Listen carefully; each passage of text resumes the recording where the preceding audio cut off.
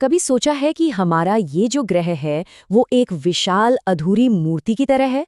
जी हाँ, वो जमीन जिस पर हम चलते हैं, वो पहाड़ जिन पर हम चढ़ते हैं, वो समुद्र तट जहाँ हम घूमते हैं, इनमें से कुछ भी हमेशा के लिए वैसा नहीं रहता।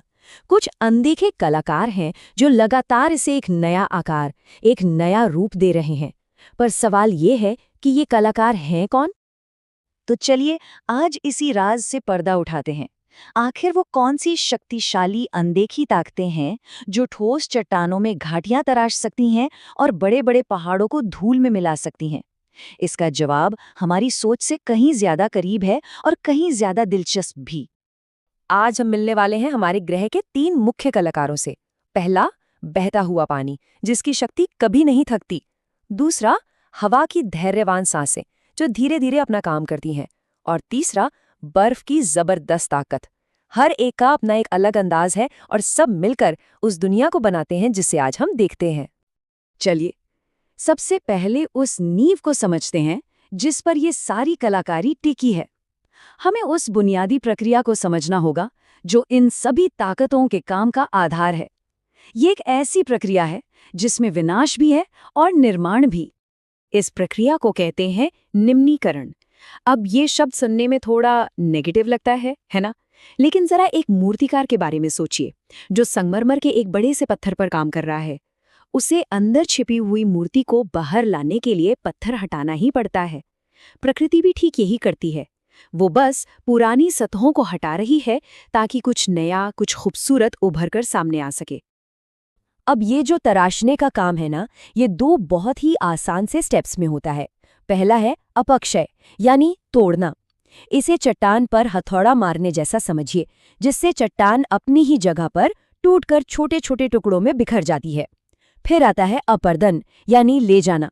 हवा, पानी या बर्फ एक कन्वेयर बेल्ट की तरह काम करते हैं और उन टूटे हुए टुकड़ों को उठाकर कहीं और ले जाते हैं। बस तोड़ो और ले जाओ। तो अब मिलते हैं हमारे पहले कलाकार से, बहता हुआ पानी। एक छोटी सी धारा से लेकर विशाल महासागर तक पानी हमारे ग्रह का सबसे आम और सबसे अथक मूर्तिकार है। ये कभी नहीं रुकता। इसे एक लिक्विड छेनी की तरह सोचिए। पानी की हर एक बूंद, हर एक लहर एक छोटी सी चोट है। अकेले में शायद ही बहुत कमजोर लगे, लेकिन जब यही काम लाखों सालों तक लगातार बिना रुके चलता रहे, तो सोचिए क्या हो सकता है। ये अनगिनत चोटें सचमुच पहाड़ों को हिला सकती हैं और चट्टानों में विशाल घाटियां तराश सकती हैं। तो पानी अपनी सबसे मशहूर पहचान वी आकार की घाटी बनाता कैसे है, इसकी भी एक कहानी है। कहानी शुरू होती है एक युवा जोशीली नदी से, जो चाकू की तरह जमीन में सीधा और गहरा कट लगाती है। फिर मौसम और बारिश किनारों की चट्टानों और मिट्टी को ढीला करते हैं, और आखिर में गुरुत्वाकर्षण अपना काम करता है और सारे ढीले मलबे को नीचे खींच लाता है, जिससे वो क्लासिक खड़ी वी शेप की घाटी बनती है जो हम अक्सर पहाड़ी इलाकों में देखते हैं। लेकिन रुकिए, पानी की कलाकारी सिर्फ वी आकार की घाटियों पर खत्म नहीं होती। बड़े बड़े कैनियन, चौड़ी नदी घाटियां और यहाँ तक कि समुद्र के किनारे जो खूबसूरत चट्टानें और मेहराब दिखते हैं, वो सब इसी की कला का नमूना है। ये सच में एक बहुत ही हुनरमंद कलाकार है। हमारा अगला मूर्तिकार थोड़ा अलग है, ज्यादा सूक्ष्म, हवा। हम अक्सर इसकी ताकत को कम आंकते हैं, लेकिन दुनिया के बड़े बड़े रेगिस्तानों में जहाँ पानी की पहुंच कम हो जाती है, वहाँ हवा अपना राज चलाती है। हवा को एक बहुत बड़े प्राकृतिक सैंड ब्लास्टर की तरह सोचिए। ये हवा रेत के छोटे छोटे कणों को उठाती है और उन्हें बुलेट की रफ्तार से चट्टानों की सतह से टकराती है। हजारों सालों तक ये लगातार घिसाई चट्टानों को पॉलिश करती है, उन्हें चिकना बनाती है और अविश्वसनीय आकारों में तराश देती है। और हवा की आर्ट गैलरी में आपको कुछ बहुत ही अजीब और दिलचस्प चीजें देखने को मिलेंगी। मशरूम जैसी दिखने वाली चट्टानें, दूर तक फैले रेत के विशाल टीले जो अपनी जगह बदलते रहते हैं, और हवा से तराशे गए अजीबो-गरीब पत्थर। ये प्रकृति की अपनी मॉडर्न आर्ट गैलरी जैसा है। और अब हमारे आखिरी और शायद सबसे शक्तिशाली मूर्तिकार की बारी, बर्फ। और नहीं, हम किसी छोटे मोटे बर्फीले टुकड़े की बात नहीं कर रहे। हम बात कर रहे हैं ग्लेशियरों की, बर्फ की विशाल धीमी गति से बहने वाली नदियां। ये कोई छेनी या सैंड ब्लास्टर नहीं है, ये एक बुलडोजर है। याद है ना, एक नदी कैसे एक तीखी संकरी वी आकार की घाटी बनाती है, एकदम सटीक और धारदार।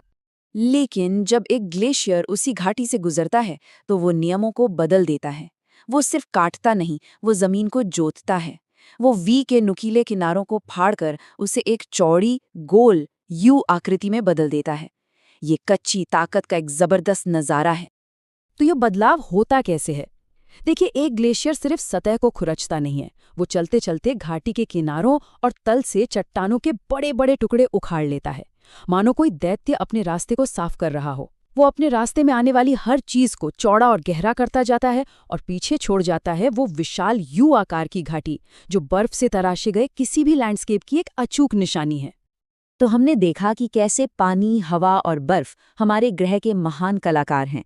ये सब मिलकर लगातार एक ऐसी उत्कृष्ट कृति पर काम कर रहे हैं जो शायद कभी पूरी नहीं होगी। ये हमेशा बदलती रहेगी।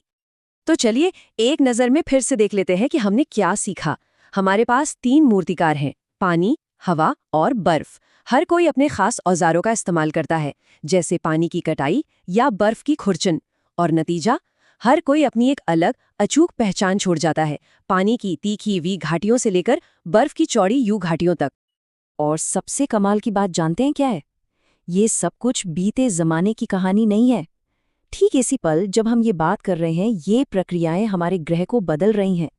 नदियां और गहरी हो रही हैं, हवा रेगिस्तान के टीलों को नया आकार दे रही है और ग्लेशियर पहाड़ों को तराश रहे हैं। हमारी पृथ्वी सिर्फ एक चीज नहीं है, यह एक जीवित, सांस लेती, लगातार बदलती हुई कलाकृति है। और ये हमें एक बहुत बड़े सवाल पर लाकर छोड़ देता है। इन शक्तियों ने हमारे ग्रह का इतिहास लिखा है और उस दुनिया को बनाया है जो हमें विरासत में मिली है। सवाल ये है कि वे अगला अध्याय कौन सा लिखेंगी? आने वाली पीढ़ियों के लिए वे और कौन से नए और अद्भुत परिदृश्य तराशेंगी?